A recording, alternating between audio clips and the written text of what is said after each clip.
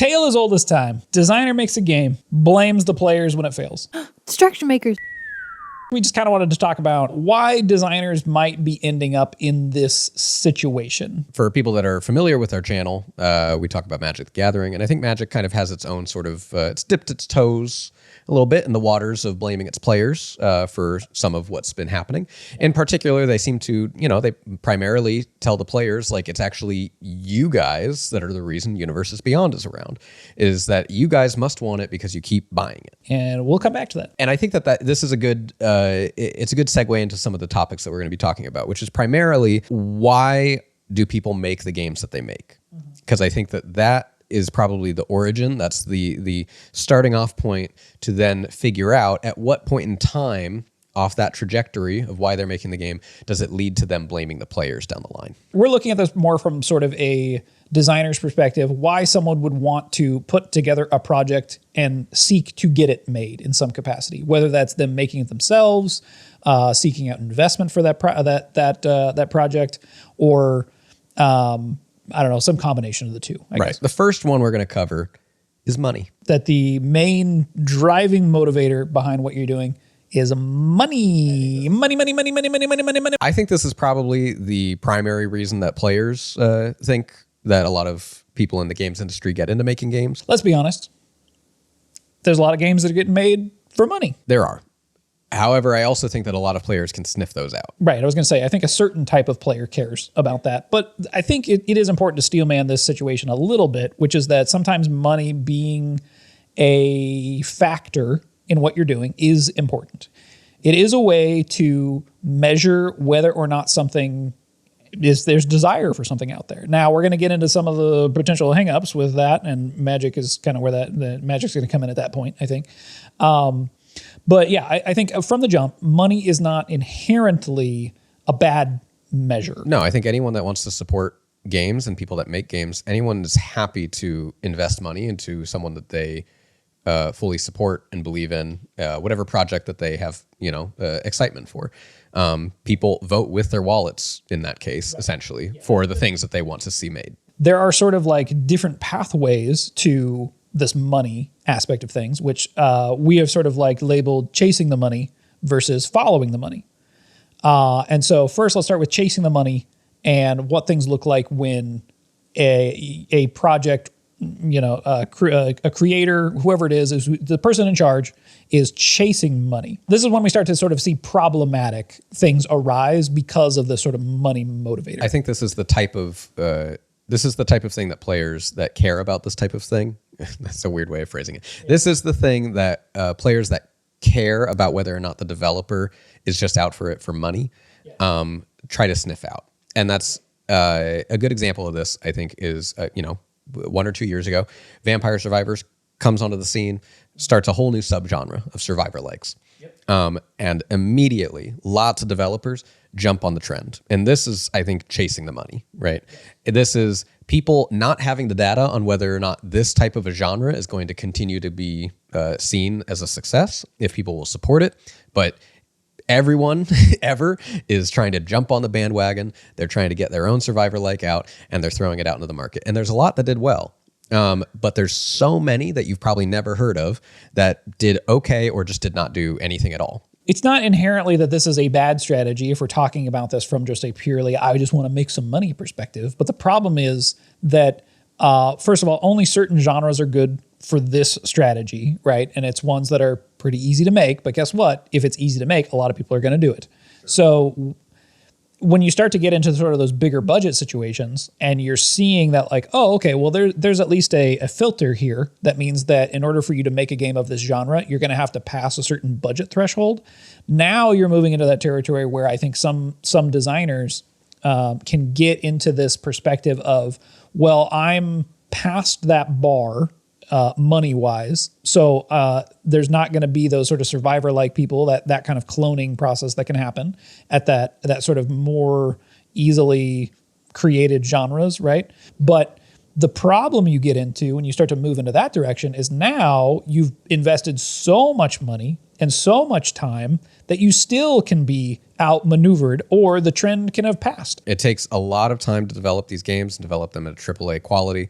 And I think that AAA quality is sort of set by the market and what other games are doing. And if you want to sort of stand amongst the other people at that sort of a table, you want to meet these standards, artistic standards, design level standards, whatever the perception of your game is, you want the players to see you a certain way. That is even somewhat of a trap too, right? To think that like, well, in order for this game to be successful, we have to invest 6+ years and hundreds of millions of dollars, whatever it is, to even be able to make this game. When it's like, well, you probably didn't actually have to do that. I do think that Magic is kind of falling into this territory currently with Universes Beyond, right? And we're seeing that play out, I think, majorly this year in them sort of riding high off those initial successes of Universes Beyond with Lord of the Rings and Final Fantasy, and then Avatar ended up doing pretty well too, and then we end up in Spider-Man, Ninja Turtles, and Marvel is going to be the sort of next, and then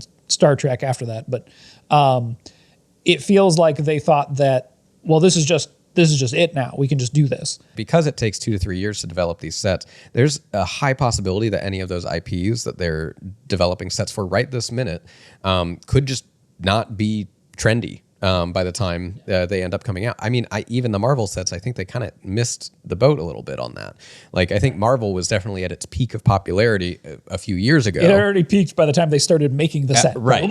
Yeah. But okay, so I was watching something. I can't remember exactly what it was, but it was somebody talking about Lego, and they were talking about the most valuable Lego collectibles. And they basically said that if the Lego sets are connected to a very popular IP, they are worth more money on the secondary market. And immediately, my sort of like spider sense went off. And I was like, that sounds very familiar. And we already know that Magic kind of looks at the Lego landscape, like what Lego is doing to sort of borrow ideas. And it made me think, oh, I wonder if that's what they're thinking with all this, is that Universes Beyond makes Magic a better collectible. And if they're chasing the money, they're using money as their metric, we start to get into Goodhart's law. Once a metric becomes the goal, it ceases to be a good measure of what you're doing. Because if you are just looking at what is making us more money, and that's the only goal, then you will warp the thing that you're making so that it just makes more money. By having that be the measurement, now you're not having the measurement be enjoyment or engagement or, any of these other things. The other thing that was really interesting about this Lego situation is the person I was listening to, or whatever it was, I wish I could remember, but they were also saying what they'll do is when a Lego set comes out, they'll buy one of them to build, and they'll buy like 3 more that'll just sit on a shelf in a box.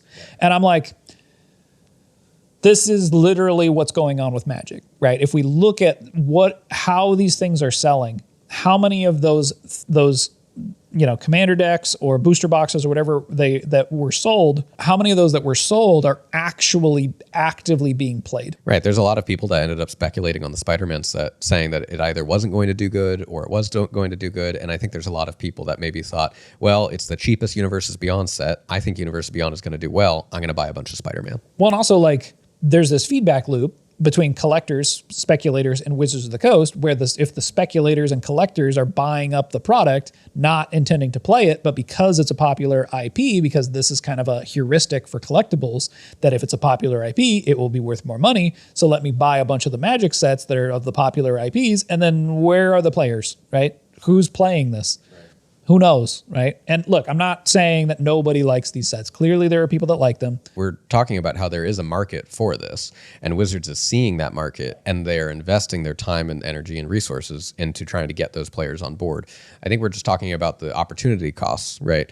The costs of you investing in one group of people versus another, and you do that by following these sort of metrics and trends. Now, obviously, Wizards has a lot of data, and so we talked about people that chase the money generally with trends, but there is this sort of a little bit more data-driven following of the money, where you can actually look at persistent, continuous data or metrics that are measurable that give you feedback to know where you can steer the ship overall, as opposed to just aiming straight towards one direction and being like, we're making a battle royale, and it's going to come out in 10 years when no one will play them anymore. The flip side of the situation is, if you are not motivated by money, what then are you motivated by? Like, what is the driving force that's getting you to make a game? Because making games is very difficult. And the flip side of that would probably be passion, right? You're somebody who cares deeply about games and wants to invest a lot of time, a lot of effort into making a game that is your passion project, essentially. And this path also has some pitfalls. Right. This, I think, can lead on, viewing it from the perspective of what leads game designers to blame players. I think this can cause game designers to blame players for not seeing their design vision, basically.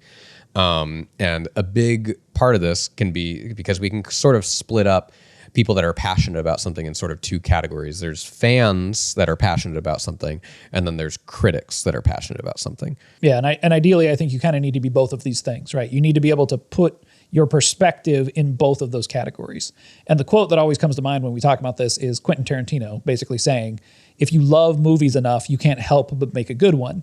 But then the question is, what does he mean by love movies enough?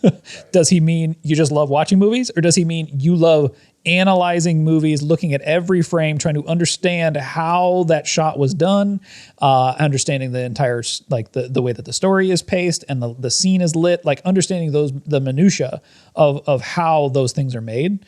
That's, I think, the important part here. It's not only being a fan and understanding what makes a good movie, but then understanding all of the rest of what goes into making the thing. Right. I think that, the quote from Tarantino, I think is a really good example of like internalized knowledge versus technical knowledge. And that I think that there's a lot of people that can internalize things by being a fan of something and understanding generally, like you could play a deck builder or something, or a trading card game. You could play a trading card game a lot and generally understand trading card games. And I think like a really good example of that would be someone like maybe Louis Scott Vargas, is that for a while there was this trend going around on YouTube where people would like bring various Magic players on and they'd have them sort of look at cards and evaluate them. I don't remember what channel did this. I think there was a couple, but Louis Scott Vargas was one of the guests on one of those videos. And I remember like everyone else that was on those videos was awful at evaluating like how good these cards are in these different card games. And Louis Scott Vargas was just spot on with everything. And he's like never played the game. He's never played the game. He's just like, that card's really good. Yeah. That card draws 2 cards, always good. Like, yeah. And like, it's hard to say like what side of that is like technical knowledge, internalization. But I think like Louis Scott Vargas has played Magic forever. But he, at this point, I think has not just internalized Magic. He has internalized the card game genre, what makes card games tick. So it's very easy to go and look at these other card games and evaluate those and go, well, how would this function, and translate it through not just the lens of Magic, which is what other Magic players have to do, but translate it through card games in general. So another sort of pitfall that can come about because you're such a fan of the thing that you're trying to make is that you can kind of be blind to when that genre has shifted or kind of moved on.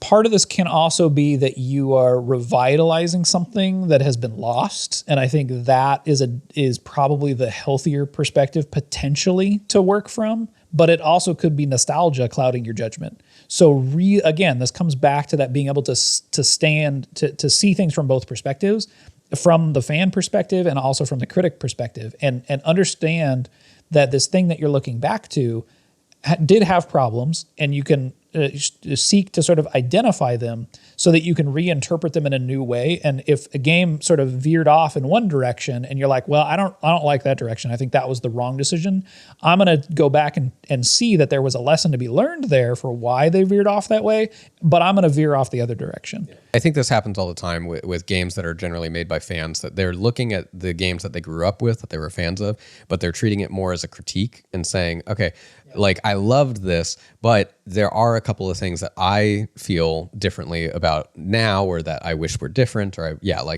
wish it went in a different direction. And I think that you can be so obsessed with something that you can just miss those potential flaws in that genre or game that you really, really liked. Yeah, and I think old school Renaissance Dungeons and Dragons basically it fits into this category where there's an entire community of people that are doing exactly that. They're looking back at how things used to be and reinterpreting them in a new way, in all sorts of different ways, which I think really helps to understand like what is working, what isn't. It's fascinating to watch happen, and I really want card games to enter that same kind of space. This kind of can be a thing that happens with like forever games, right? Is that you have people that grew up playing the game and now they've grown up and now design the game. And so they end up with sort of this, I think there's a strange perspective there or an inability to be critical. And I shouldn't say inability, it's just like it's difficult, I think, for them to look critically, remove the nostalgia glasses and really try to understand why the thing worked and what made it so great and led to them being so passionately invested in the thing that they wanted to devote their life to being able to work on that thing. Right. And as opposed to you, I think what you don't want to do is you don't want to be a fan of something, go in, work on your own game that is that thing, and you're just making the same game, because that's going to hit market and it's not going to make a ripple effect. Like no one's going to care because they're going to point it and be like, yeah, I've played that game. There's the rare like chance that sometimes you just happen to be the one person that remembered that game and put in the effort to go and create a new renaissance of that game. And now it feels fresh, but it's because it's surrounded in context with things that aren't that. And this is really why it's so important for you to have other perspectives, right? If you're tunnel visioned on like, this is exactly the type of game that I want to make, and it's the only thing I want to make, and this is exactly it. And you just put on blinders to experiencing even other mediums, whatever else. Like you kind of have to like go and live life to be able to reinterpret some of these things in a way that makes you go like, oh, okay, I can see now what was working here, but I now have new context to bring that thing that was working forward rather than just copying it, I think if we were to look at the other side of the extremes of the critic side, that if you are too much of a critic, though, you can end up developing too much sort of cynicism towards what you found to be nostalgic or what you think were like genre conventions.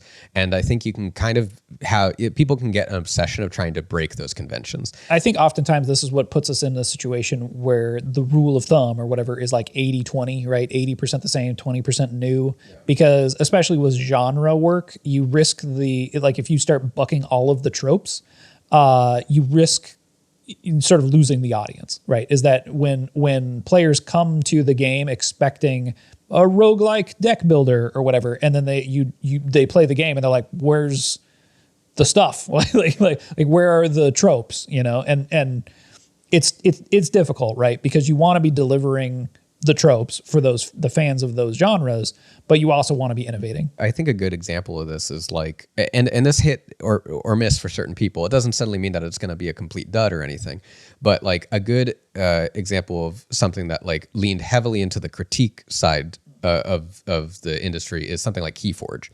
Oh, sure. Keyforge is a direct critique over the trading card game model and debating whether or not you actually need to have collectability and customization be part of the deck of playing a trading card game. Yeah. Now, a lot of players liked it, and it had its time in the sun. It's still going. It's still going.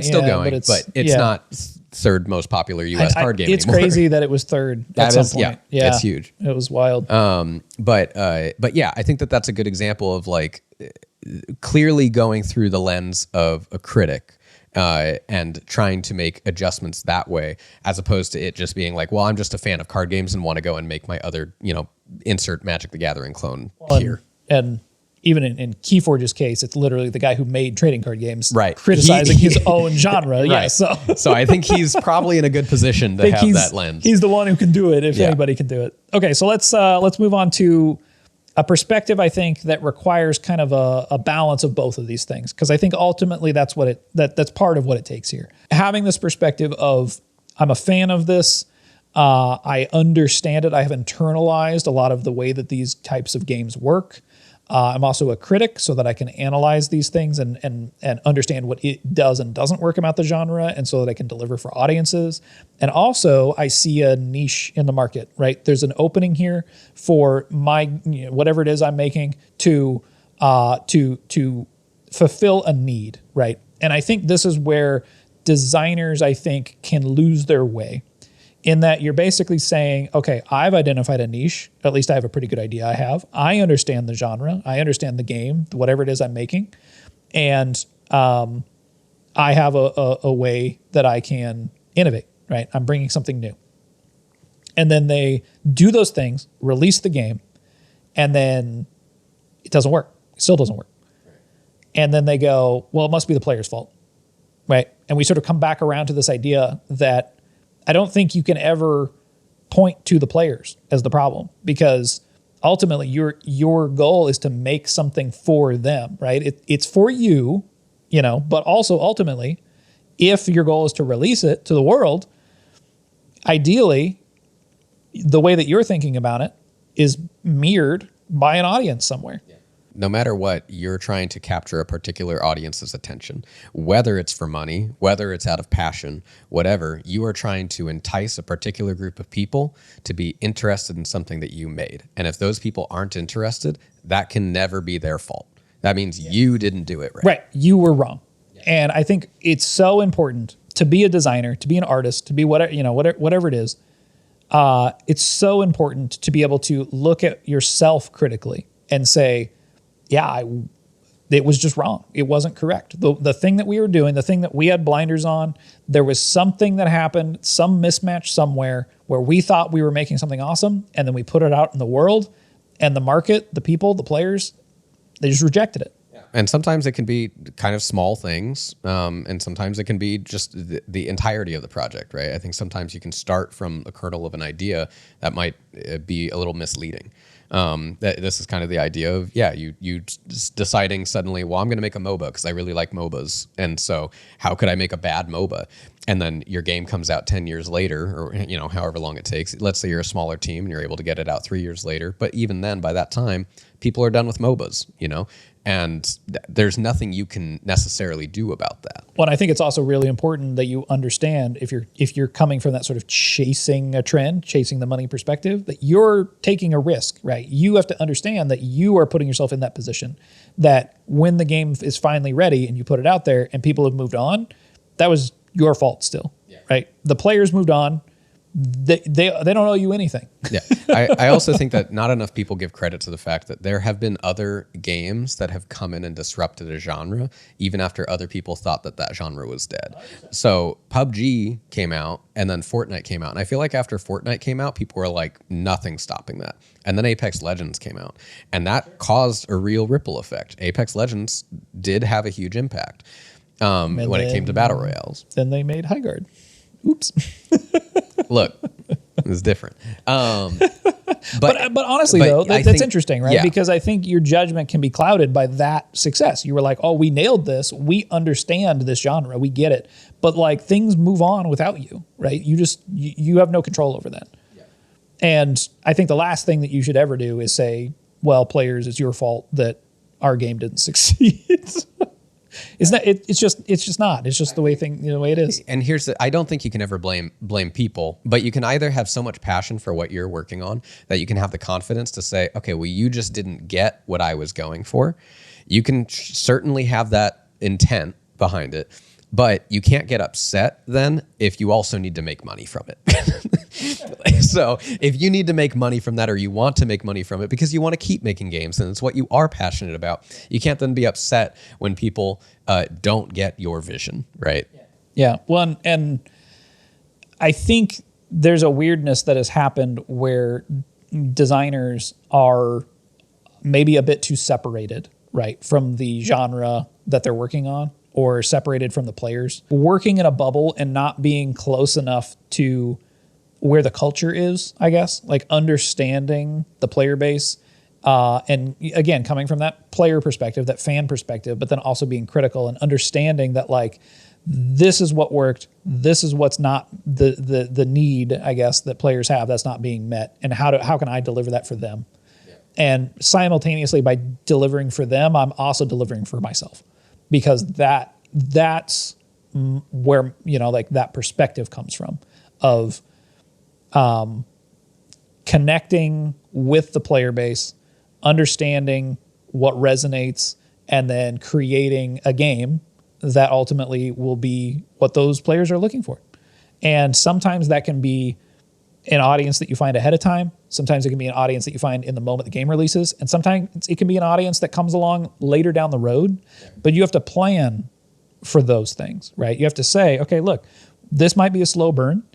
We're going to come out the gate. We're not going to spend too much money. We're going to figure out how to be sustainable so that we can build and we can let the game find its audience. I think a really great example of this is Slay the Spire. When Slay the Spire came out, there was no evidence, as far as I remember, that a digital deck building game would do well. There was maybe a couple on the market, but none that had really made any sort of waves or gotten a large amount of players. And it took a little while. Slay the Spire, when it came out, was not an immediate, like, absolute banger hit that had a ton of people playing it. It had a good amount. It was certainly good enough for the people that made it, but it took a while for that audience to grow. And now we see the sequel come out to 570,000 concurrent players compared to their previous, which I think maybe was 1,000, if that.